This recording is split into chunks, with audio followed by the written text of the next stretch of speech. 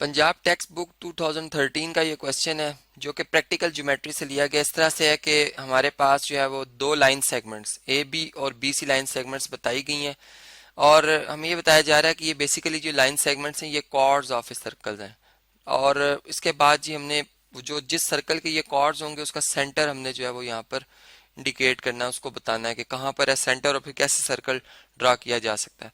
Basically हम अगर start करें तो हम इस तरह जानते हैं कि जब एक यानी प्लेन का अगर एक फिक्स पॉइंट सिलेक्ट कर लिया जाए और फिर वो तमाम पॉइंट जिसका इस फिक्स पॉइंट से एक बराबर फासला आ रहा है, ऐसे यानी एक एक फासला मुतय्यन कर लेते हैं, हम कहते हैं जी 2 सेंटीमीटर, तो फिर वो तमाम पॉइंट जिनका फासला इस सेंटर से 2 सेंटीमीटर आ रहा है वो हम उनको अगर हाईलाइट करते जाएं तो ये हमारे पास जितने भी पॉइंट्स आ रहे हैं सारे के सारे सर्कल के पॉइंट्स हैं। ठीक है, सवाए सेंटर के।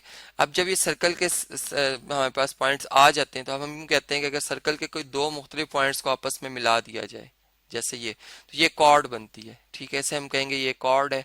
इसी तरह यहाँ भी हम इसको यहाँ भी कॉर्ड को यहाँ भी ड्रॉ कर सकते हैं। ठीक है, यानी अगर मैं इसको ए बी कॉर्ड कह रहा हूँ तो ये मेरे पास कोई सी डी कॉर्ड होगी।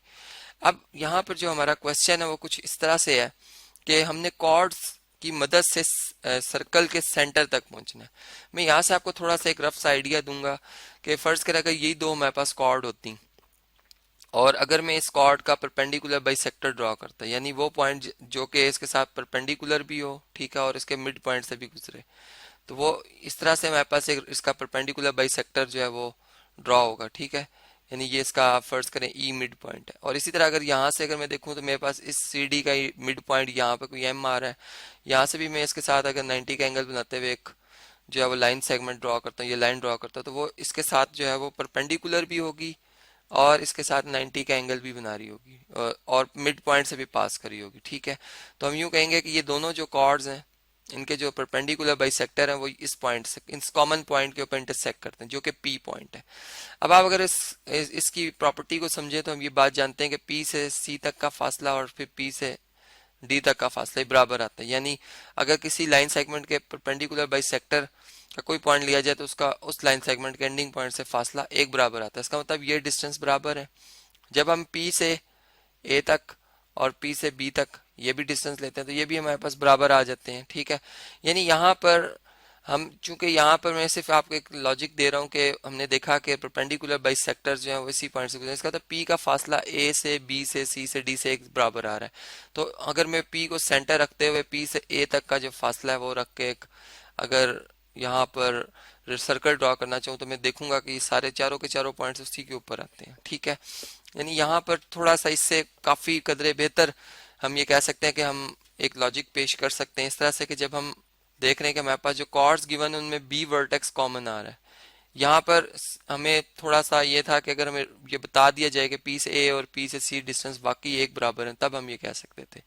ठीक है, लेकिन यहाँ पर ऐसा नहीं है। यहाँ पर हम ये कह रहे हैं कि चूंकि इनमें कॉमन वर्टेक्स आ रहा है या कॉमन पॉइंट आ रहा है तो इससे हमें काफ़ी आसानी के साथ ये ड्रॉ कर सकते हैं। देखें हम कैसे हम इसको ड्रॉ करेंगे। इसके लिए जी स्टार्ट करते हैं दोबारा से, यानी हम तमाम जो प्रोसेस है उसको स्टार्ट करेंगे। तो सबसे पहले हम जो है लाइन सेगमेंट चलें बी सी ड्रॉ कर लेते हैं। जिसकी लाइन सेगमेंट की मेजरमेंट ज़्यादा है हम उसको पहले ड्रॉ कर लेते हैं।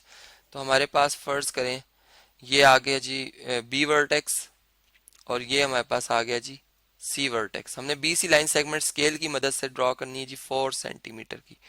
अब हमने इसके बाद जो है हमारे पास जो सी ए बी हमारे पास जो लाइन सेगमेंट है इसकी मेजरमेंट बता दी गई है, ये हमारे पास आ रही है 3 सेंटीमीटर। ठीक है, यानी हम ये बात जानते हैं कि 3 नॉन कोलिनियर पॉइंट से एक सर्कल लाजमी गुजरता। तो हम यहाँ पर एक जो है वो यानी 3 सेंटीमीटर की लाइन सेगमेंट ड्रॉ करेंगे जो कि इसके ऊपर कोइंसाइड ना करे, वो कहीं भी ड्रॉ कर सकते हैं हम। ठीक है, यानी यहाँ पे नहीं ड्रॉ होगी, स्ट्रेट लाइन नहीं बननी चाहिए, यहाँ ड्रॉ हो सकती है, यहाँ कहीं भी हम एक ड्रॉ कर सकते हैं। तो हम जो है कंपास के मदद से क्या करेंगे जी बी पॉइंट को सेंटर रखते हुए इसका रेडियस जो है वो 3 सेंटीमीटर रखेंगे। ठीक है, तो मैं इधर लिख भी देता हूँ कि इस पॉइंट बी को हम क्या रख रहे हैं जी सेंटर रख रहे हैं और रेडियस जो हम रख रहे हैं ये रख रहे हैं जी कितना 3 सेंटीमीटर का। तो जब हम यहाँ पर 3 सेंटीमीटर का रेडियस रख के एक आर्क लगाएंगे तो वो आर्क इस तरह से ड्रॉ होगी। ठीक है, यानी वो सारे पॉइंट्स आ जाएंगे जिनका फासला जो है बी से 3 सेंटीमीटर। तो इस तरह हम बेशुमार सर्कल ड्रॉ कर सकते हैं। हमें कोई एक पॉइंट चाहिए तो हम यहाँ पे कह लेते हैं कि जी कि चले हमारे पास ये कोई एक पॉइंट हमने रैंडमली सिलेक्ट कर लिया। लेकिन अगर बी से सी तक का डिस्टेंस देखा जाए, और सॉरी ए से बी तक का डिस्टेंस देखा जाए, तो ये हमारे पास कितना आता है जी, 3 सेंटीमीटर आता है।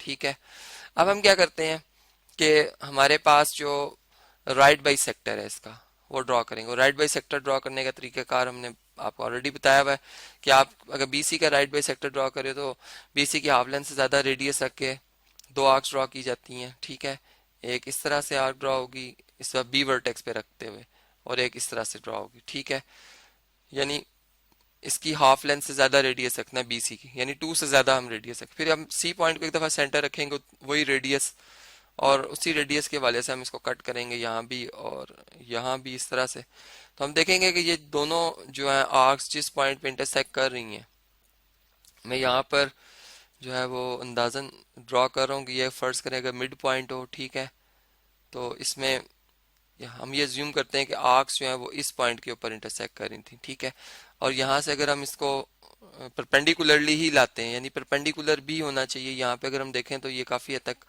परपेंडिकुलर भी है। इसी तरह यहाँ से भी अगर देखें तो ये परपेंडिकुलर होनी चाहिए लाइन। तो इस तरह से ये यहाँ पे दोनों आर्क्स जो है वो कट कर रही थी।